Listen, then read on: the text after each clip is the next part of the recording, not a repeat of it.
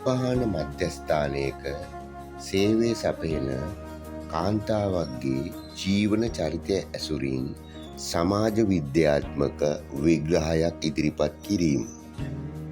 මෙම පර්යේෂණය සිදු කිරීමට මූලික පසුබිම වූයේ 2024 මාර්තු මාසයේදී මීගමුව, කොච්චිකඩය, සීදුව ප්‍රදේශවල පවත්වාගෙන යනු ලැබූ සම්බාහන මධ්‍යස්ථාන 53ක් වසා දැමීම හා එම සම්බාහන මධ්‍යස්ථානවල සේවය සපයන කාන්තාවන් දෙදෙනෙකුට HIV වෛරසය ආසාදනය වීම යන කරුණු කෙරේ අවධානය යොමු කිරීමෙන් පසුවය. මෙම පර්යේෂණය සඳහා සම්බාහන මධ්‍යස්ථානයක සේවය සපයන කාන්තාවක්ගේ ජීවන චරිතය හා වෘත්තීය ජීවිතය අත්දැකීම් ඇසුරින් සිදු කර ඇත. මෙම පර්යේෂණය සඳහා ගැඹුරු සම්මුඛ සාකච්ඡා ක්‍රමවේදය යොදාගෙන තොරතුරු රැස් කිරීමට කටයුතු කර ඇත. පර්යේෂණයක් සිදු කිරීමේදී පර්යේෂකයෙකු සතු ආචාර ධර්ම කිසිදු ලෙසකින් කඩ නොවන ආකාරයෙන් කටයුතු කිරීමට වග බලා ගන්නා ලදී. සංදර්භයට හානියක් නොවන පරිදි නම්, ස්ථාන හා වෙනත් ආදේශකයන් යොදා ඇති බව දන්වා සිටිමු.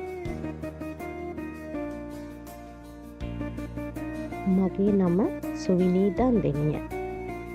මගේ පවුලේ මාත් එක්ක දරුවෝ 5 දෙනෙක් ඉන්නවා. මම පවුලේ බාලයා. තාත්තා රැකියාවක් විදිහට කළේ කුලී වැඩ. අම්මා ගෙවල් වල උයන්න යනවා. අපිට හරියට කෑමට දෙයක් තිබුණ නැහැ. ජීවත් වෙන්න හරියට නිවසක් තිබුණෙත් නැහැ. වැසිකිළියක් තිබුණ නැහැ. කැලෑවට තමයි ගියේ. අඳින්න ඇඳුමක් තිබුණෙත් නැහැ. කාගේ හරි ඇඳුමක් තමයි අඳින්නේ. අපි ජීවත් වුණේ හොරෝපතාන පැත්තේ. ඇගේ ළමා කාලය පිළිබඳව අදහස් දැක්වීම අනුව ආර්ථික සමාජ විද්‍යාඥයෙක් වන පී ටවුන්ස්ලන්ට් අනුව ආහාර, ඇඳුම්, නිවාස ආදිය මූලික අවශ්‍යතා වශයෙන්ුත් එම අවශ්‍යතා ලබාගත නොහැකිව සමාජයේ ජීවත්වන පුද්ගල කණ්ඩායම් සරලව දුප්පතුන් වශයෙන් වර්ග කර ඇත. සමානාත්මකතාව, මානව ගරුත්වය, සමාජ පිළිගැනීම ආදී සංකල්පීය තලයක සමාජ කතිකාවත ගොඩනැගී ඇති පසුබිමක වුවද සමාජයේ මූලික අවශ්‍යතා සපුරාගත නොහැකි වූ දරිද්‍රතාවයෙන් පෙළෙන පුද්ගල කණ්ඩායම් සිටී. එම පුද්ගල කණ්ඩායම් තම මූලික අවශ්‍යතා සපුරා ගැනීම සඳහා ඕනෑම සමාජ අපගාමී චර්යාවකට යොමුවීමට ඉඩකඩ පවතින බව ගැටුම්වාදී විශ්ලේෂකයින් පෙන්වා දෙයි.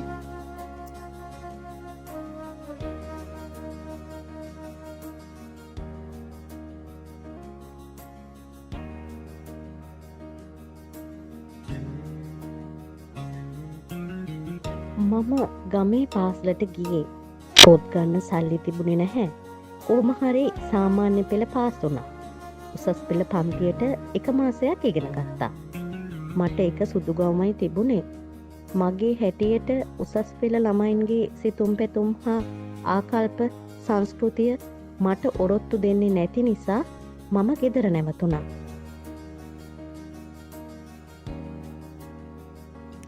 ඇගේ පාසල් කාලය පිළිබඳව අදහස් දැක්වීම අනුව ගැටුම්වාදී විශ්ලේෂකයන් පෙන්වා දෙන්නේ සමාජ පන්ති පසුබිම අධ්‍යාපනයට බාධාවක් වන බවත්, පාසල් මගින් කම්කරු පන්තියට අසාධාරණයක් සිදුවන බවද ඔවුන් තර්ක කරයි. ශ්‍රී ලංකාවේ රජයේ පාසල් මගින් නිදහස් අධ්‍යාපනය ලබා දුන්නද මහ සමාජයේ පවතින ඇති නැති පරතරය, සමාජ තත්ත්වය, නොගැලපෙන සංස්කෘතීන් පාසල්වල පන්ති කාමරය තුළ දක්නට ලැබේ. මේ තත්ත්වය නිසාම ඇගේ අධ්‍යාපන කටයුතු පවත්වාගෙන යාමට ආර්ථික, සමාජීය, සංස්කෘතික වශයෙන් ඔරොත්තු දිය නොහැකි වීමෙන් පාසල තුලින් ඇය බහිස්කරණය වී ඇත.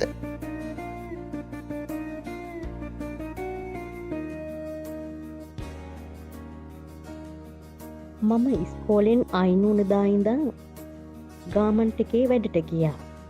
කඩවල් වල ඇඳුම් කඩවල් වල වැඩ කළා. අපේ ආර්ථික ප්‍රශ්න එක්ක ඒ රස්සාවලින් හොඳ වැටුපක් ලැබුණේ නැහැ.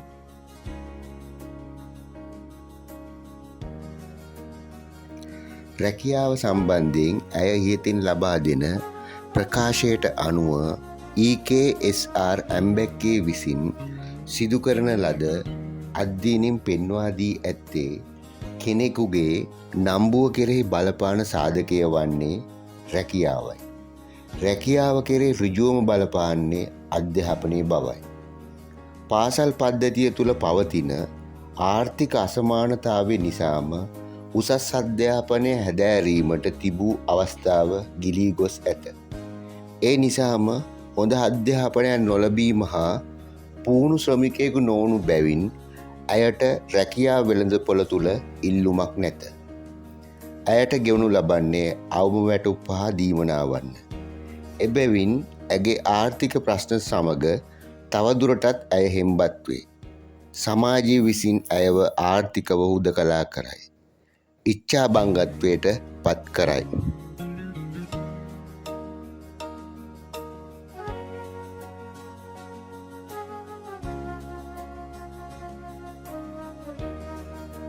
පාසල් යන කාලේ ප්‍රේම සම්බන්ධයක් තිබුණා. මට වඩා අවුරුදු 2ක් මහත්තයා වැඩිමල්. මම අවුරුදු 19න් කසාද බැන්දා. වැඩි කාලයක් කසාද ජීවිතේ තිබුණ නැහැ. අපි දෙන්න නොගැලපීම් නිසා ඈත් වුණා. ඇය විවාහ සම්බන්ධයෙන් ලබා දී ඇති ඉහත ප්‍රකාශයත් සමග සමාජ විද්‍යාඥයන් විසින් සිදු කරන ලද අධ්‍යයනයන්ට අනුව අඩු වයසින් විවාහ වන තරුණ යුවළවල් ජීවිතය පිළිබඳව අත්දැකීම් අවම වීම නිසා විවාහ සංස්ථාව තුළ පැන නගින ගැටලුවලට විසඳුම් සොයා ගැනීමට නොහැකි වීමෙන් අඩු වයසේදී දික්කසාද වීම බහුලව සිදුවන බවයි. දික්කසාදයෙන් පසුව සමාජීය වශයෙන් හුදකලා තත්ත්වයට පත්වේ. මෙම කාන්තාවද ජීවිතයේ පවත්වා ගැනීම සඳහා ආර්ථික කරුණු මුල්වන බැවින් සම්භාවන මධ්‍යස්ථානයක සේවය සැපයීම රැකියාව වශයෙන් තෝරාගෙන ඇත.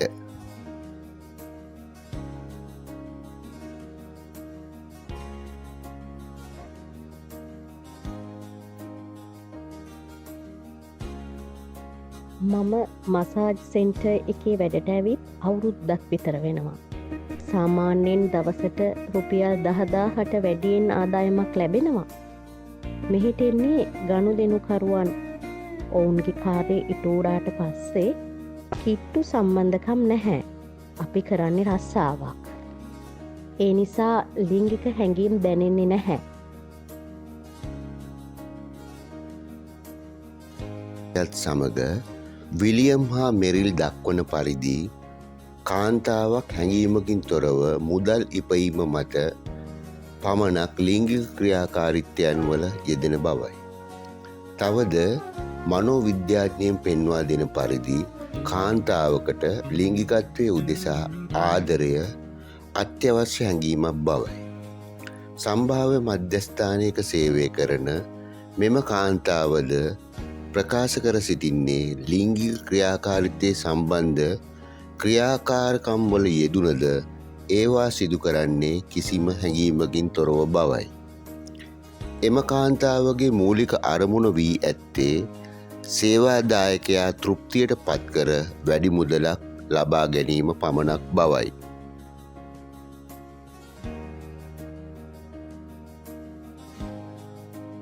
මේ රැකියාව බොහොම අවදානම් තත්වයක තියෙන්නේ.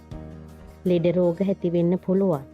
අපි පරිස්සම් වෙන්න උපරිම උත්සාහ කරනවා. මාස 3කට සැරයක් වෛද්‍ය පරීක්ෂණයකට යනවා. ඇගේ එම ප්‍රකාශය අනුව සම්භාහන මධ්‍යස්ථානයක සේවය සැපීම යනු වෘත්තීය සුරක්ෂිතභාවයක් නොමැති වෘත්තීමය ආචාර ධර්ම කෙරෙහි අවධානය ලබා නොදෙන සමාජ පිළිගැනීමක් නොමැති වෘත්තීය ශේෂ්ත්‍රයක් වේ. තවද HIV වෛරසය මෙන්ම වෙනත් සමාජ රෝගද පැතිරී යාමේ අවස්ථාද සුලභ වේ. සම්බාහන මධ්‍යස්ථානයක සේවය සපයන කාන්තාවන් සමාජයේ විසින් කොන් කරන ආන්තික ප්‍රජාවක් වේ. ජීවත් වෙන්න හොඳ ආදායමක් ලැබෙන එක ඇත්ත. සමාජයේ පිළිගැනීමක් නැහැ. මේ රස්සාව දිගටම කරගෙන යන්න බලාපොරොත්තු වෙන්නේ නැහැ. ඉක්මනින් පිට රටක රස්සාවකට ගිහින් ජීවිතේ වැරදුණු තැන් අලුතින් පටන් ගන්න ඕනේ.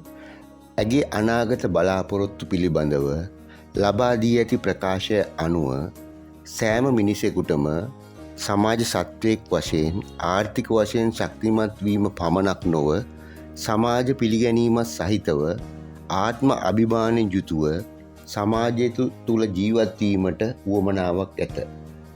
සමාජ මනෝවිද්‍යාත්මකව විග්‍රහ කළ විට ආර්ථික කටයුතු වලට වඩා පුද්ගල මනස තුළ මානසික සතුට වැදගත් වේ.